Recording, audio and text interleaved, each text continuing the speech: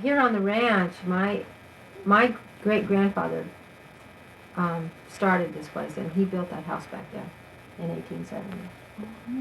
And now my daughter's little baby was just born here, and she's the 6th generation living in the same house. My name's Amelda Thompson. A-M-E-L-B-A. Thompson. T-H-O-M-P-S-O-N.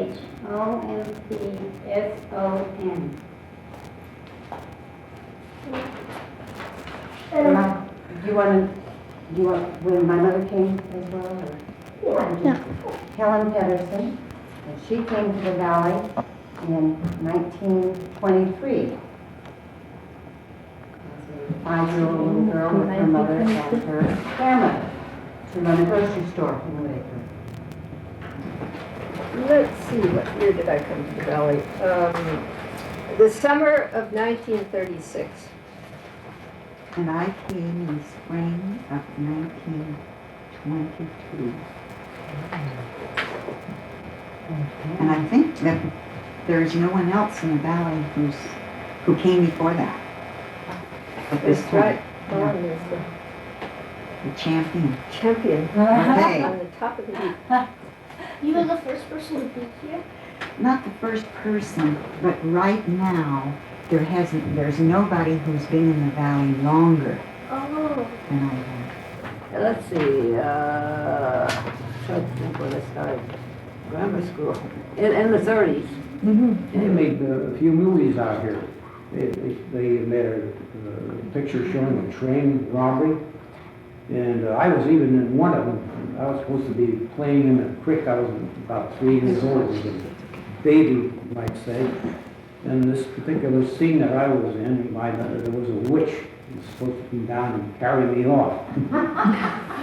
my parents are probably sorry she didn't succeed. And my grandfather, when he was young, and he was born in this house here in 1870, and he had a blind horse that he used to ride to town. Wow. The horse was perfectly blind, but he knew the road, so he went to town with my grandfather. And my grandfather was also in San Francisco and had just watched Caruso sing at the San Francisco Opera House when the earthquake hit in 1906. Wow, you got quite a... Yeah, and he ran down to the docks and paid somebody to get him on a boat and get him home fast. And also, this valley burned down a couple of times back in the 20s, and the fire came from all sides, they said. It didn't just start like from one side and come, it came from all sides. And so many of the people brought their tents and belongings, and they came down and they camped on the lawn in front of the old house, the mansion, on the other side of us where my grandfather lived. And my father can remember watching his brothers with sacks out in the fields trying to put out the fire. And the fire came and it went right around their house like that, right around this house and right around that house. Isn't it amazing that the fire would go on? And one of the fires my father remembers, and this was probably in 1929, that he remembers that they were staying at their grandfather's house at Falkirk Mansion in San Rafael, which is the Robert Dollar Mansion. And his uncle was watching it because the folks were gone. And the uncle said, I've got to get them home and find out where the rest of the kids are, because there was a whole slew of kids in that family. And so my father was in the rumple seat. They were driving through the flames to get to this house. But he can remember coming over White's Hill, and the flames were everywhere, and the car was racing along. And they're lucky they didn't get blown up. Yeah, but he had to get home to find the rest of the children, the uncle did. So. Well, this is not a happy story, this one. But you know about the fire last weekend in Oakland. When I was in school one day in Lagunitas, up Centura, all of a sudden the sun, instead of a bright color, became orange, and the atmosphere was smoky, hurt your eyes, you couldn't see very far, and there was a fire in San Geronimo Valley. This was 19 I was born in 1924. And it was so bad that we lived right here in Woodacre, just across the road from here. And you know, have you kids been up the road to where the fire department is? Right in the improvement club. And the improvement club? Okay, so the road going up there is called Railroad Avenue. And that was a dirt road.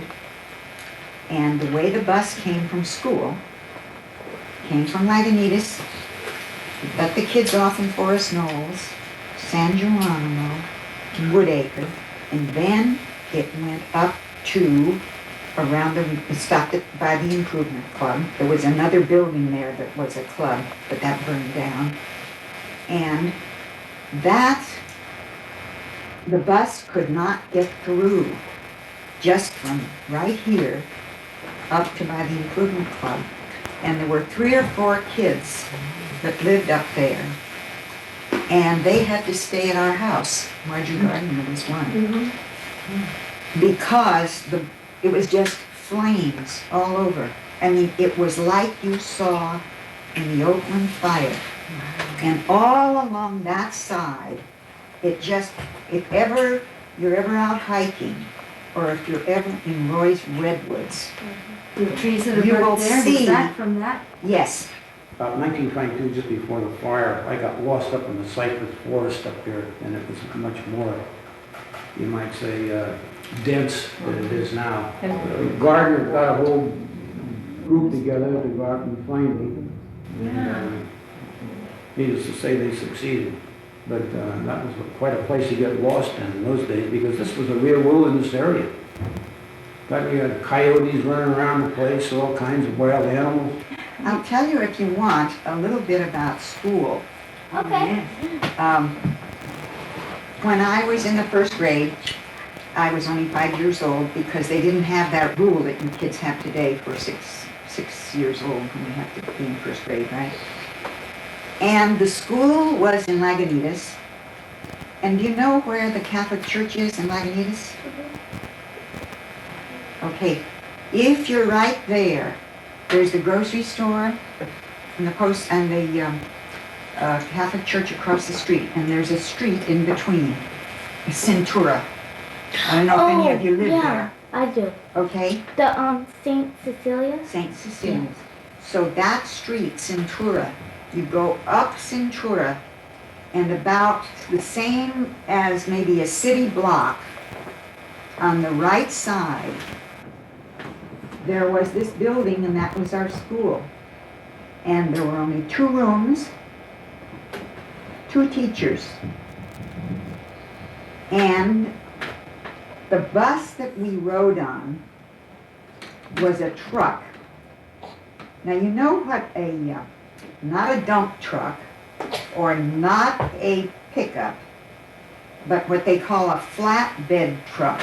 Do you know what that is? Okay? Flatbed truck. So on the sides, they had it built up. This was open, no top or anything. Oh, No top, just a flat bed, sides, and then benches down the side. what if it's raining when we went home? Good question. You just either got wet, or you had an umbrella or something over your head. How if it snowed? Well, it so happened it didn't snow. But that went on for like 2 years, and then we got a bus, a regular bus with a top. In the old schoolhouse down in Lagunitas, which is up past the Catholic Church, up on the hill, and it's a private home now, it was a 2-room home. They would go out and play baseball for lunchtime. The teacher was Isabel Cook, and the school is named after her in San Antonio. And they would play baseball on a hillside. So that first base was up to one oak tree, and then you'd have to go way up the hill to second base, and over to third, and then you'd slide into fourth.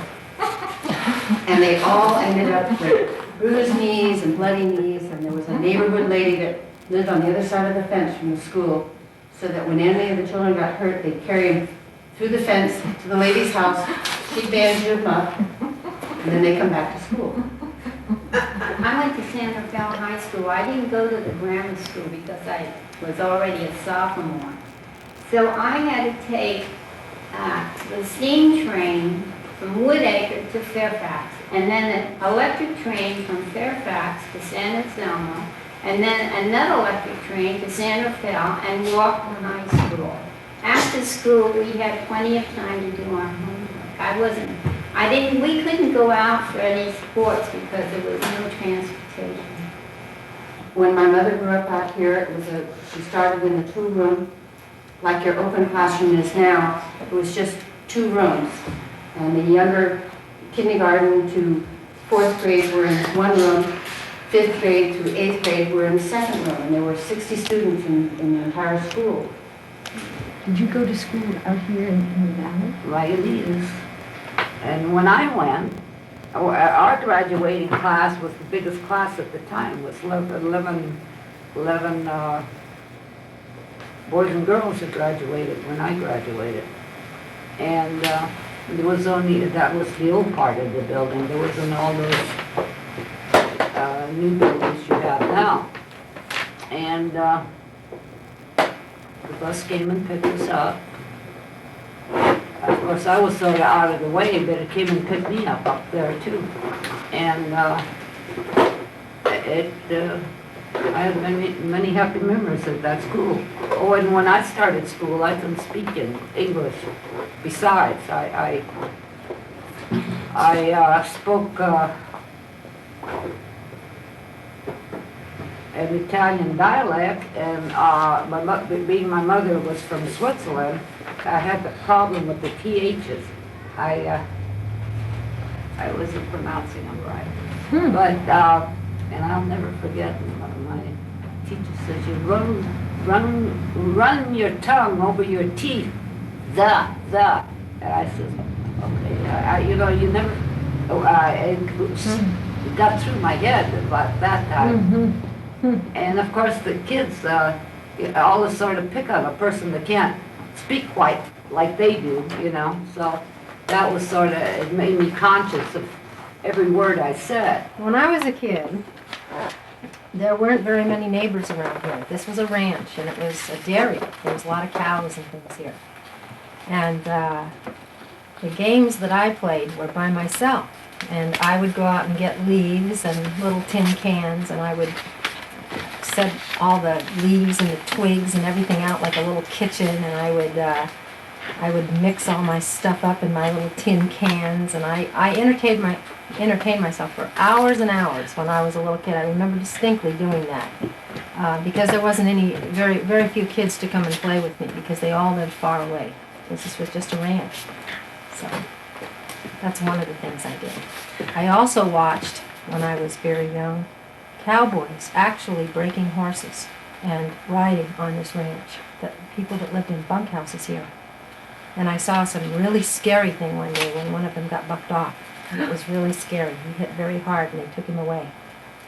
During the time my mother was a postmaster, they called her postmaster, even though it was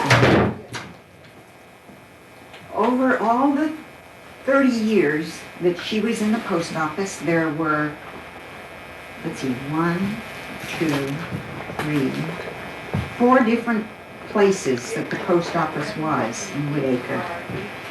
And each time it got a little bit bigger, because when she started to be in the post office, there were very few people in Woodacre and very few houses around here. And if any of you, do any of you live in Woodacre? Oh, parts of that. Oh, well, when you go into your post office, you see how many post office boxes there are? I mean, there are a lot. Yeah. So when we first had the post office, there were 24 boxes in the post office. Now each of the post offices here have hundreds of boxes.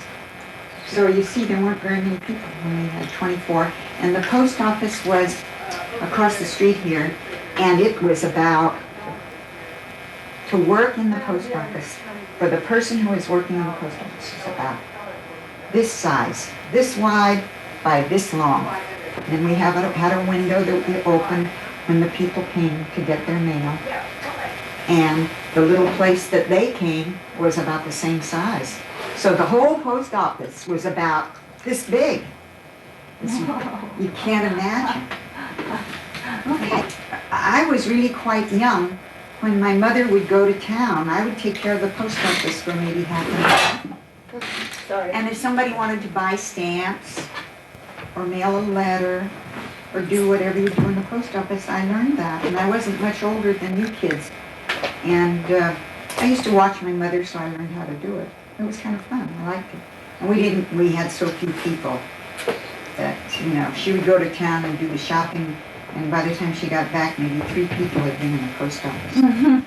If you look over on White's Hill, as you approach the top of White's Hill, and you look across the canyon, you can see a big terrace section on a circle like that's the old railroad right-of-way.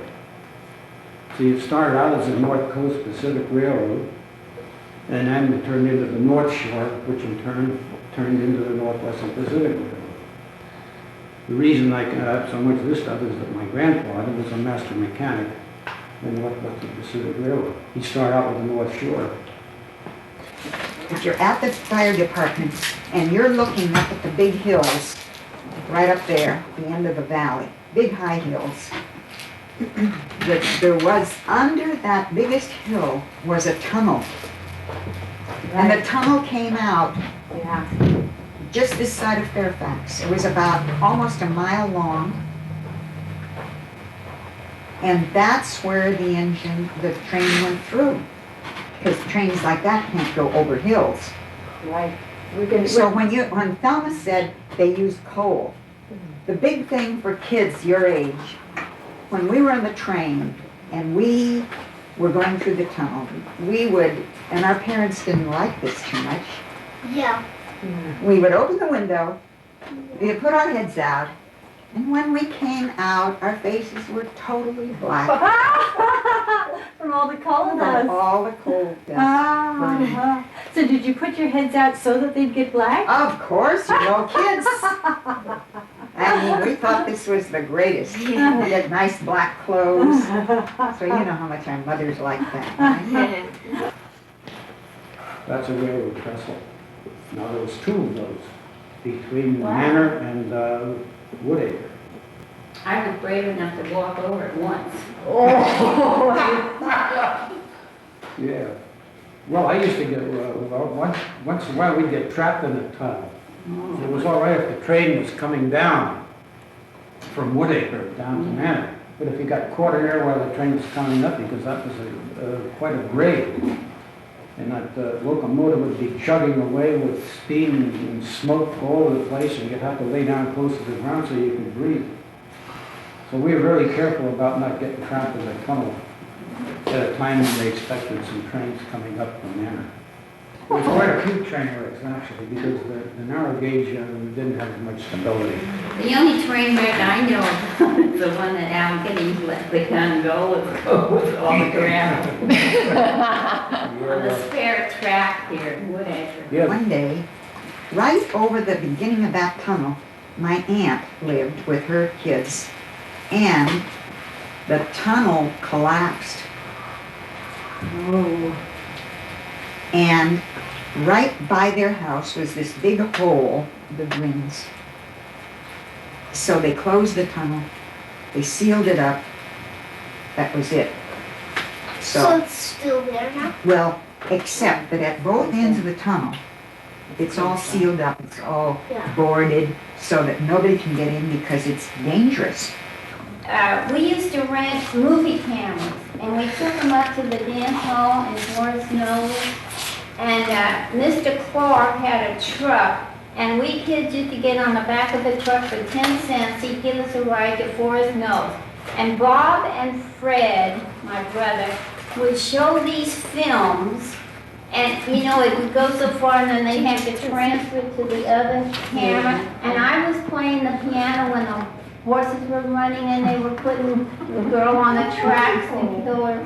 I think that's great. That's silent movie. Yes. Tom Mix, huh?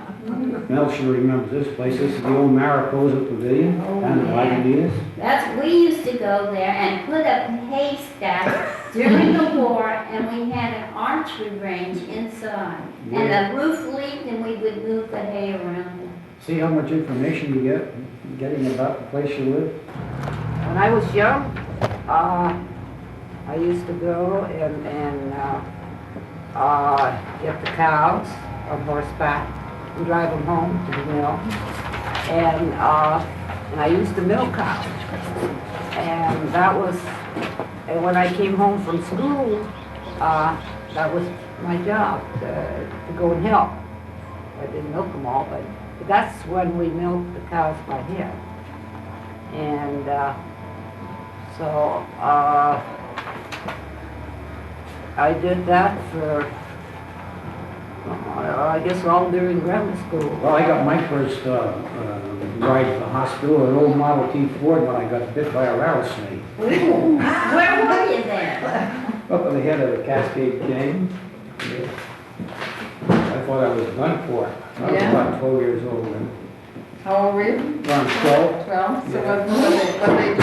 I still, oh, they give me a shot of that then. Yeah. But it was a sick character for about a week after that. My legs still look like a football. I still got the marks on my leg. Yeah, I have a picture here of the swimming pool, and we used to come down here to go swimming. And the old swimming pool is still here, but it's covered with dirt over here. You take a walk over that way. You children ever go to this new swimming pool? Well, the old swimming pool was, and I have pictures here of my children swimming and whatnot. And we didn't have a filter system, and they used to put blue rock in the water to purify it. And after 2 or 3 weeks, it got a green scum on it. So we would say to this one boy, are you gonna break the ice, you know, and jump in, and then we'd all get, nobody got polio or flu, we were all pretty healthy now. They used to have a lot of flat tires in those days. That's why you see they've got You two never flat went tires. any place unless you took an air pump with you Yeah. and some patches for your tires. See, the old highway came down San Geronimo Valley Drive. That's what, Yeah. And the new highway, we were teenagers when they used the explosions. They had explosions out in the field to break the big rocks apart so they could bulldoze it and make it all straight from the bottom of White Hill all the way down to Laguna School. Did you I watch? can remember that. Did you watch it grow? We all watched it, yeah. It was on the part of the Dixon Ranch and part of the Adeline Ranch. We used to find a lot of Indian relics in the creek, especially after a storm. You know, the pots, the mortars, the pestles, the arrowheads. They came into the valley, especially down there by the PG&E substation, down at the creek. They used to call, the Indians used to call it the Whispering Rocks.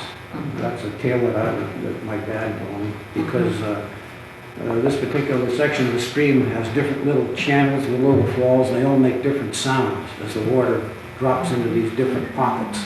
And the Indians call that the Whispering Rocks, and that's where they leach their acorns to make it more palatable to eat. Another thing that you might be interested in, we didn't have refrigeration, like a refrigerator in the house. Not even an ice box, we never had, until 1948. Of course, our situation was a little bit different than everybody else's because of our electric problem, which everybody else had electricity in the valley, I'm sure, you know, other than isolated homes maybe up in the hills. But like I told you the other day, that the reason for that was because they have to run the special power line up to our place, and it was very expensive, and that was the Depression started in 1932, so people just didn't have that kind of money to spend. So finally in 1948 we got the electricity up there. So that was a big thrill for me because I've been waiting.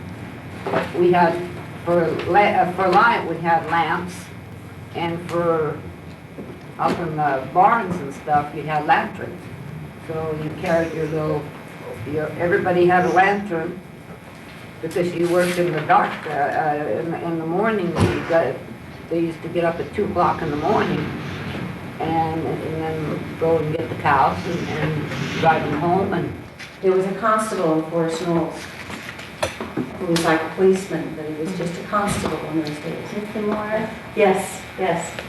That he kept an eye on, and he knew all the children by their names, knew, where their parents, what ranch they were from, or what house they were from. So he kept an eye on them. They used to go down, teenagers, this is 6th, 7th, and 8th grades, all the fellows used to go down the creek behind the school and smoke, and then come up and take bay leaves off the trees, and stop and come in and think nobody knew what they were doing. And you could see the smoke coming out of the creek.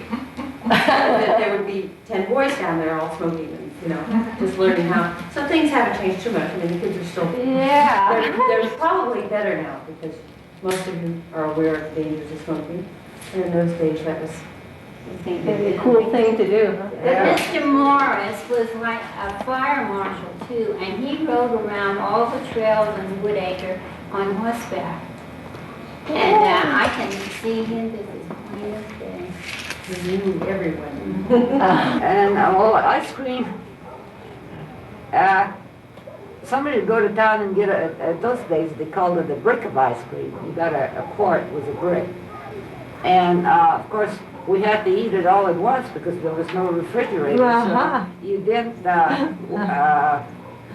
whether you felt like eating it or not, somebody ate it. And, ice cream was never a problem, however. And of course, we had Pepsi Cola then too. That was a big thrill at that time. Pepsi Cola, I think, was sort of new at that time. And I remember I just loved that stuff. And I had an uncle, and he had an old Model T. And on Saturday night, when I was young, he and I'd go to Fairfax and get a brick of ice cream and a 6-pack of Pepsi Cola, and we'd all feast. Years ago, a long time ago, there was an apple orchard out here, a lot of fruit trees. And what they used to do, they used to kind of make a big jamboree out of it. They used to trap deer in there. They had kind of a spring fence trap, and the deer would come down and eat apples, and when they were all busy eating apples, they'd lower this trap gate, and maybe they'd eat 10, 15 deer in there. And then, of course, the deer liked the apples, and some of the old timers liked apples too, but in another form. They made hard cider out of it, and they get down there and they have a few drinks of hard cider. And they got to be quite a circus scene trying to lasso the deer. But they would get the ones that they wanted. They'd finally lasso the ones they wanted, and they'd bring them over here in this holding pen over here. And then they would ship the deer out to different zoos that requested them throughout the state. When they finally gave up the pens, I think that was about just before the railroad quit, about 31, 32. I had a great love for horses, and when I was a kid, I got to take care of one of the Forest Farm camp horses for a summer. And then later, as I was getting a little bit older, my uncle brought 8 horses, and I was able to take care of 8 horses here. And my whole life was based around cleaning barns and making spots and little corrals, because there weren't any here before, where I could keep a horse. I used to get up before school, and I would go out and feed and clean and water, and then come back and take a shower, and then go to school, and then come back and do it all over again at night. And when I was in high school, when I got a little bit older, my whole life was based around the animals and taking care of animals. And I started boarding horses when I was very young. I had my first boarder when I was like, I'd say 14 years old. And that's how this business happened, because we have 98 horses now, and I started with just one when I was about 14. You're boarding 98? Yeah. So my free time, you know, it's hard to say because kids nowadays have a lot of free time, but with us, it was always chores, animals, working. And then, of course, I had household chores where it was my job to clean the house for my mother. I always had certain chores. I always set the table, and I always helped with dishes. I always did a lot of things. So.